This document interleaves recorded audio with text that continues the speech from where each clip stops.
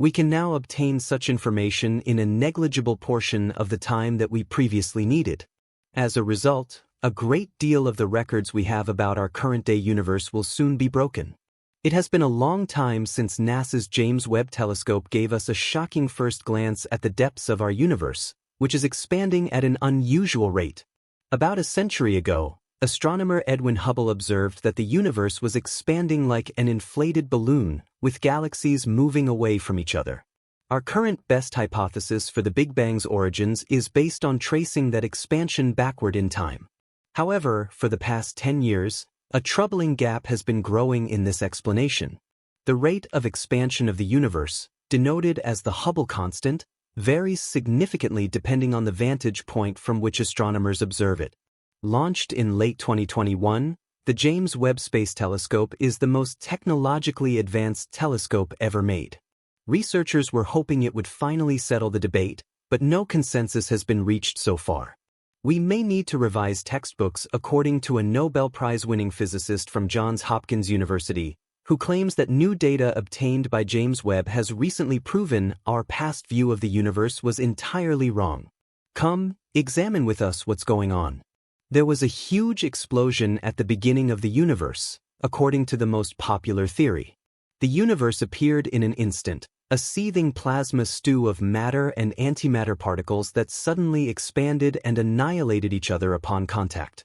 Scientists believe the universe was saved from immediate collapse because, for unknown reasons, more matter than antimatter was formed. Even though the matter and antimatter in this plasma would have annihilated each other if left unchecked, gravity compressed and heated the plasma pockets to the point where acoustic oscillations, or sound waves that move slightly faster than light, propagated across their surfaces.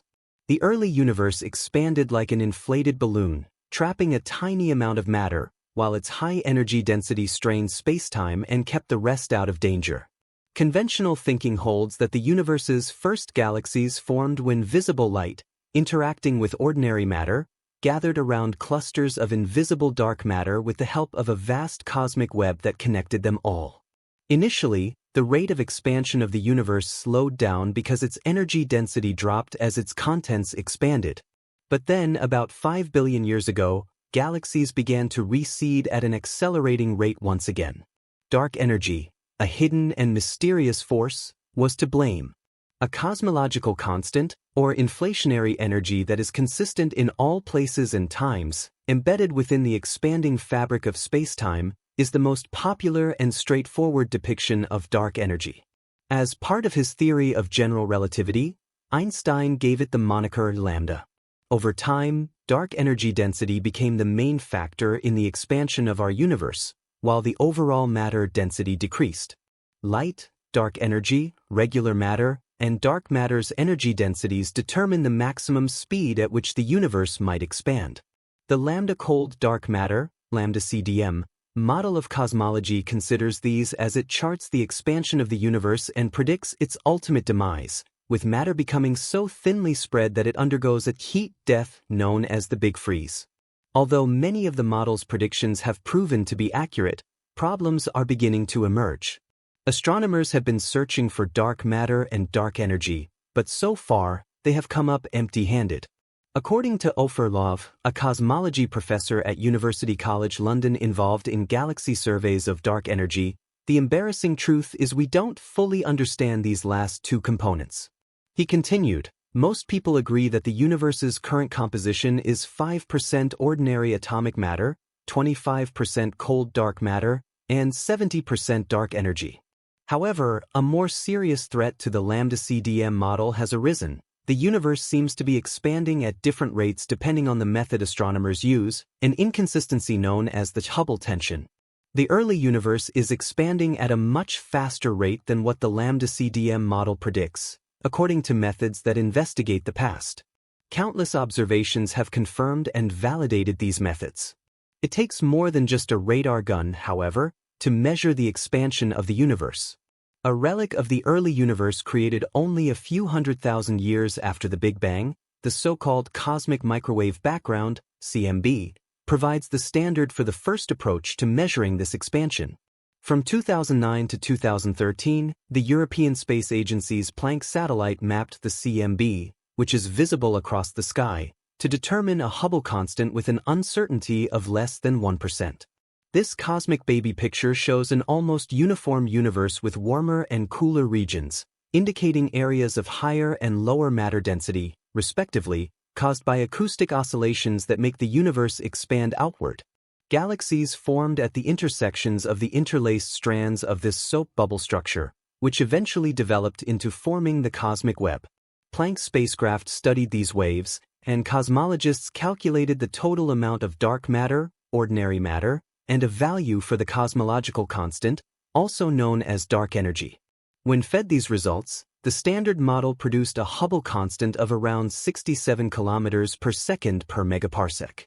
For now, we should stick with this number. A galaxy 1 megaparsec from Earth will recede from our view at 67 kilometers per second, while our galaxy will do the same.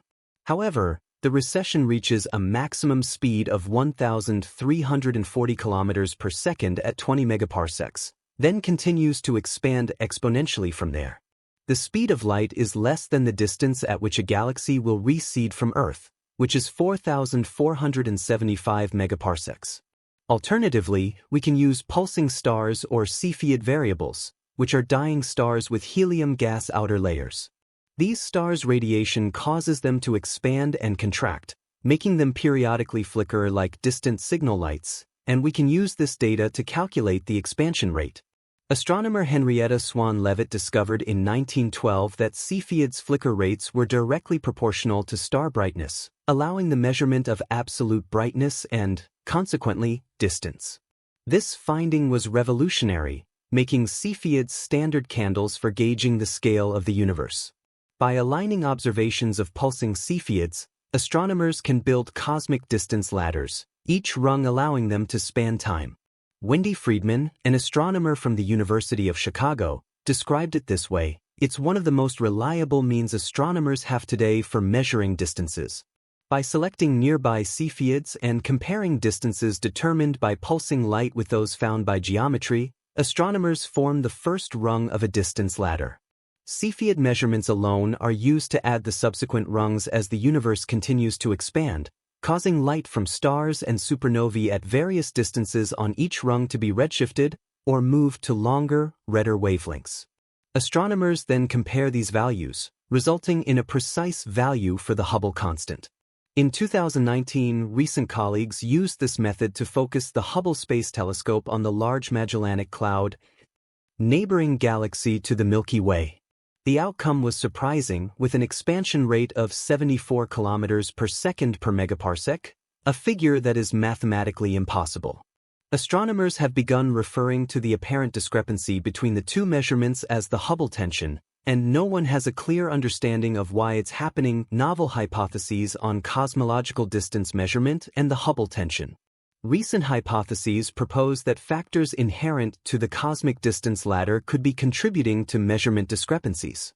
A key theory suggests that variability in the luminosity of Cepheid variable stars, stars that pulse with brightness in a predictable manner, could introduce systematic errors. Cepheids' brightness correlates with their pulsation period. Thus, by observing the period luminosity relationship, astronomers can accurately gauge distances to these stars. However, challenges arise as distances increase, especially as surrounding starlight and interstellar dust obscure Cepheids, impacting measurements. The James Webb Space Telescope, JWST, with its superior resolution and infrared capability, has helped reduce such errors. By observing 5 galaxies hosting over 1,000 Cepheids, JWST's precision confirmed Hubble's initial measurements, verifying distance estimates and their relation to Type Ia supernovae, which are visible at even greater distances and provide reliable calibration for the cosmic distance ladder. Exploring the Hubble tension and new physics possibilities. A long-standing challenge in cosmology, the Hubble tension, a discrepancy in the rate of the universe's expansion, suggests a potential gap in our understanding. One theory posits Earth may lie near the center of a supervoid, a vast, low-density region spanning about 2 billion light-years, which could subtly influence expansion rate measurements. Some scientists are exploring modified Newtonian dynamics, MOND, an alternative gravity model, which might explain supervoids without invoking dark matter. Additionally, sterile neutrinos, a hypothesized dark matter candidate, could contribute to understanding cosmic structures. Despite these ideas, many astronomers remain skeptical of MOND due to its complexity and dark matter requirements, preferring to seek other explanations for the Hubble tension. Expanding the framework of cosmology might eventually yield insights, but current approaches require balancing complexity with consistency across cosmological observations. This summary clarifies the intricacies of measuring cosmic distances, the influence of Cepheid stars and Type Ia supernovae, and the evolving debate surrounding the Hubble tension and new physics. The exploration of supervoids and alternative theories like MOND or sterile neutrinos underscores how exciting and challenging it is to advance our understanding of the universe's true nature. This worldview, still in its early stages and captivating yet unproven, doesn't currently offer concrete evidence. Any reasonable cosmological hypothesis would need to account for the Milky Way's position far from the borders of the local cosmic void for this theory to hold. This research has the potential to yield valuable insights and offer a novel perspective that might ease the Hubble tension.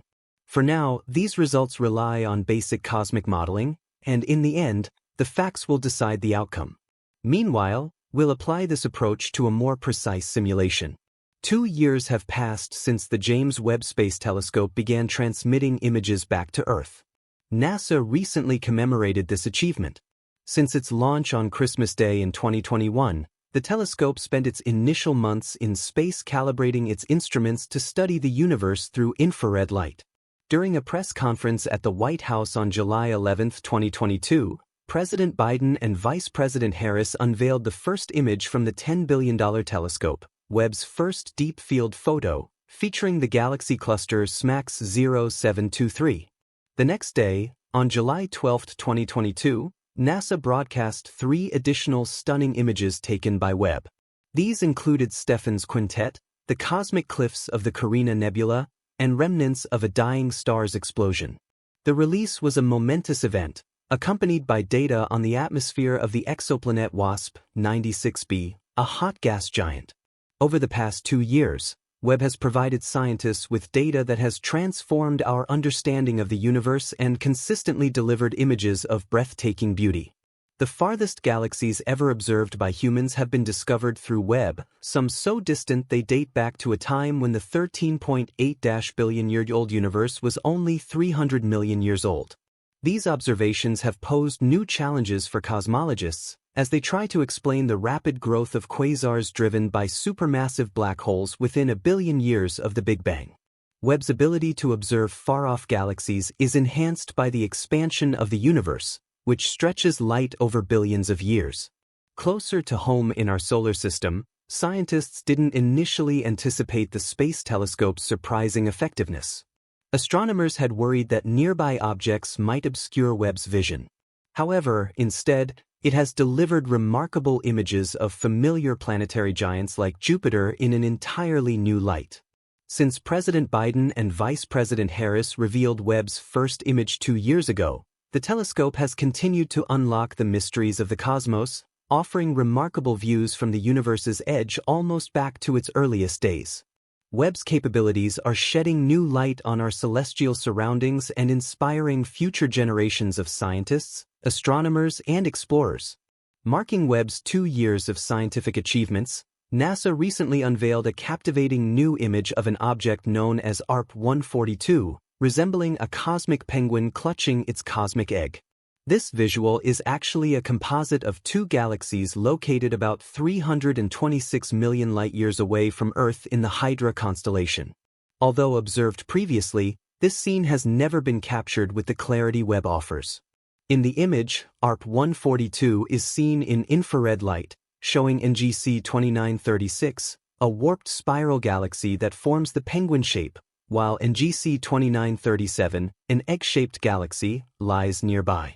These galaxies, separated by about 100,000 light-years, a cosmic closeness, began interacting about 25 million years ago when NGC 2930 SIX's spiral structure was disrupted. This interaction will continue to draw brilliant threads from the cosmic penguin until they eventually merge.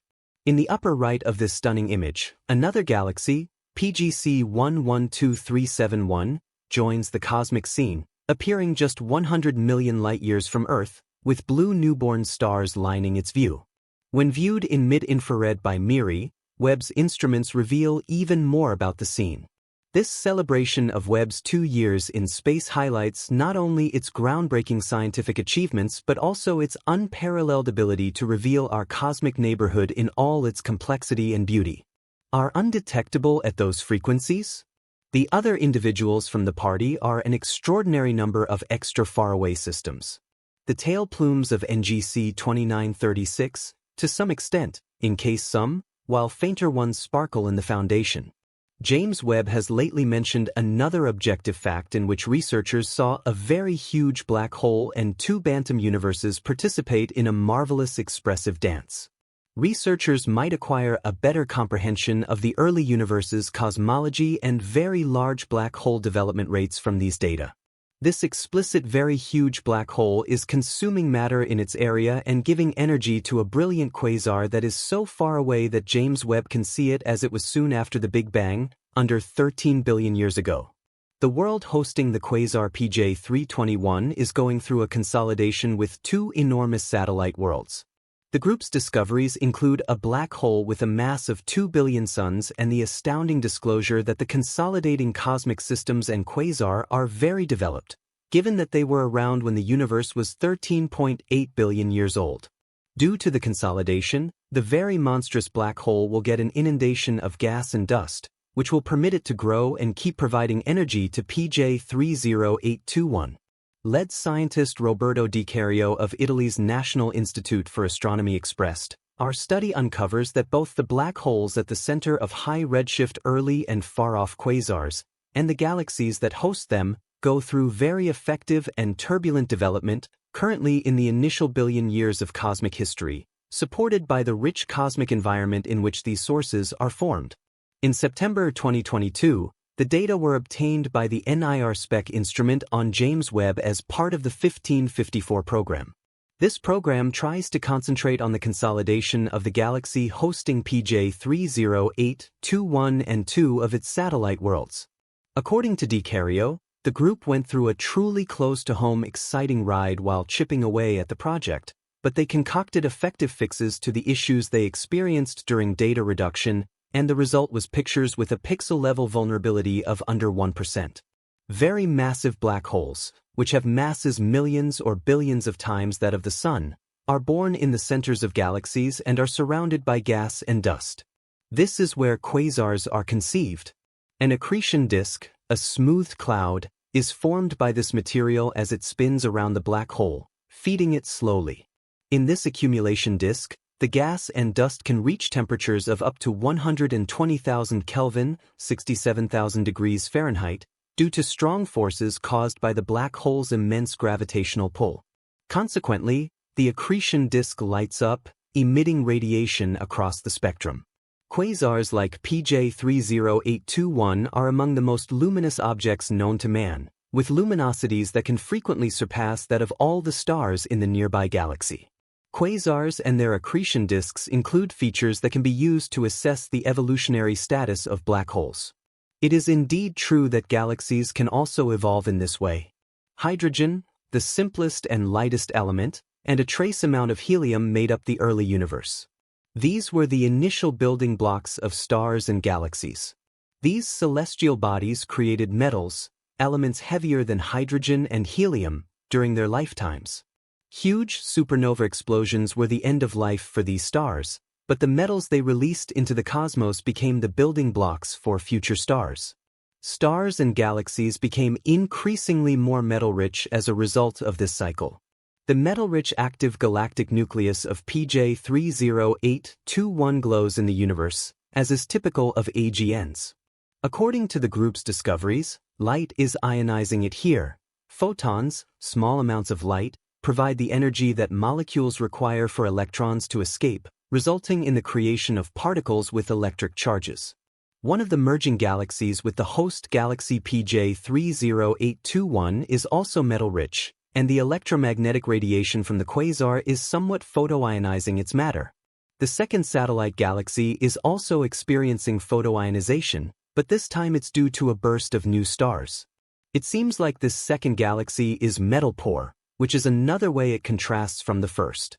AG researcher Lona, a colleague, stated, "With the help of NIR spec, we are able to analyze the PJ30821 system for the first time and acquire important diagnostic data about the characteristics of the gas near the black hole in both the host galaxy and the neighboring galaxies.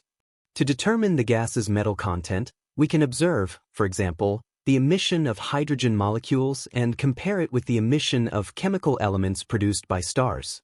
The sole frequency that can be utilized to look at this early universe quasar is infrared, even though it emits light throughout a wide range of electromagnetic waves, including optical and X-ray light. This is because the light's frequencies have been significantly stretched by redshift over its 12 billion-year journey to reach James Webb. Researchers refer to this shift in light toward the red end of the electromagnetic spectrum as redshift, and they use the shortening ZH to describe it. Due to its sensitivity to infrared light, James Webb is skilled at seeing high redshift or high Z objects and events like PJ30821.